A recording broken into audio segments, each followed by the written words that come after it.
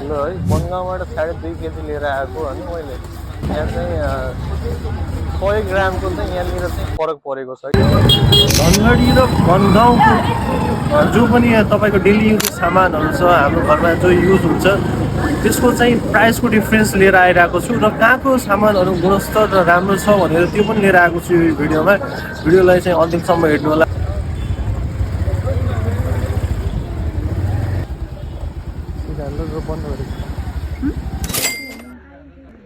मिलाएर यो मारो हमको क्या बताना पड़ेगा।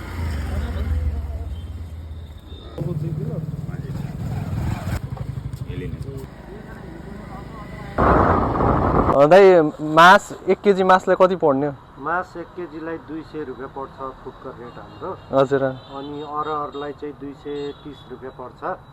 अनि त्यसपछि जिरालाई चाहिँ हाम्रो 1 केजीको 600 रुपियाँ पर्यो, एक पाउलाई चाहिँ 150 पर्यो। अनि चिनी चाहिँ 100 रुपियाँ केजी नै बेच्ने गरेका छौँ हामीले। त्यही त मैले यो दाल चाहिँ दाइ बनगाउँबाट लिएर आएको होइन तपाईको 1 केजी ल्याएको मैले। खासमा बनगाउँ र यहाँको प्राइसमा कतिको फरक छ। मान्छेहरू सबै बनगाउँ जान खोज्छन् होइन, लोकललाई प्रायोरिटी दिन छाडी चाहिँ बाहिरतिर चाहिँ जान्छन् अनि त्यो पैसा पनि बाहिरतिर युज हुन्छ के। जस्तै अब यतातिर युज गर्यो भनेपछि यहाँको स्थानीय लोकल व्यापारीहरूलाई पनि तपाईहरूलाई पनि सहज पर्छ।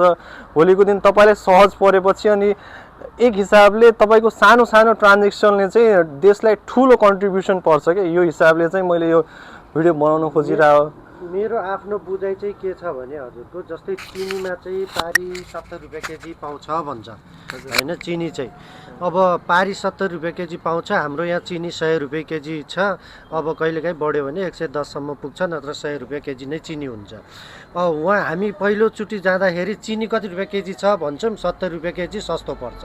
अनि अरू चिजमा हामीले ध्यान दिएको हुँदैन होइन। मासको दाल चाहिँ हामीले 200 रुपियाँ केजी यहाँ बेच्छु। अब पारी पनि त्यही 200 रुपियाँ नै हो। 190 पऱ्यो कि मैले 190 भनेको 10 रुपियाँ त तपाईँको भाडा ज्याला यहाँबाट टाइम वेस्ट यो सबै जोड्दाखेरि त सस्तो त यतै पऱ्यो नि त हजुरको 200 रुपियाँमा होइन। अब यो अरहरको दाल चाहिँ हामीले बेच्ने गरेको 220 रुपियाँ केजी छ हजुरको होइन। अब यो जिरा चाहिँ हामीले 600 रुपियाँ केजी, 3 एक्का जिरा चाहिँ एकदम हाम्रो स्पेसल जिरा हामीले पनि 600 रुपियाँ केजी नै बेच्ने गरेका छौँ। अब कसो हुन्छ भने एउटा चिजलाई हामीले फोकस गरेर सोध्या हुन्छौँ अनि अर्को चिजमा चाहिँ पारी चाहिँ भनौँ न त्यसलाई सस्तो पारेर त्यो सुरुमा सोधेको चिजलाई पछिको चिजलाई चाहिँ अनि अलि महँगो पारेर उसले आफ्नो रिकभर गरिहाल्छ। अनि यो कुरामा हामीले ध्यान दिँदैनौँ खास। त्यही त अहिले यो सामान मैले 2.5 केजी भनेर लिएर आएको कि यसमा चाहिँ 100 ग्रामको फरक पऱ्यो कि। रेट सस्तो भए पनि तपाईँको क्वान्टिटी त मैले कम पाएँ नि त जे भए पनि।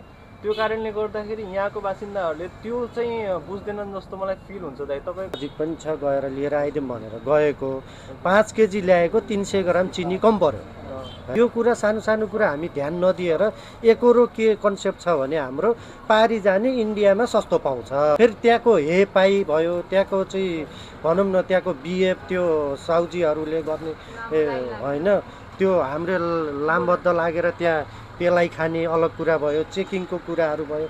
यो कुरा हामीले सानो सानो कुराहरू ख्याल नगरेर हामी एकदमै भनौँ न महँगीमा परिराखेका हुन्छौँ क्या। अब यहाँ आफ्नो बजारलाई चाहिँ हामीले नजरअन्दाज गरेका हुन्छौँ। खास मेरो बुझाइ चाहिँ यो छ यसमा चाहिँ। यसको क्वालिटी पनि यहाँ अलि राम्रै छ।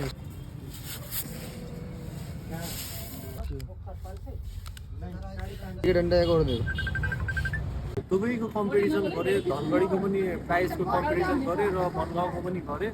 मलाई के अन्तर आयो भनेपछि खासै अन्तर त आएन। हेर्नुहोस् होइन 10 रुपियाँको 5 रुपियाँको फरक आउँछ नआउने होइन।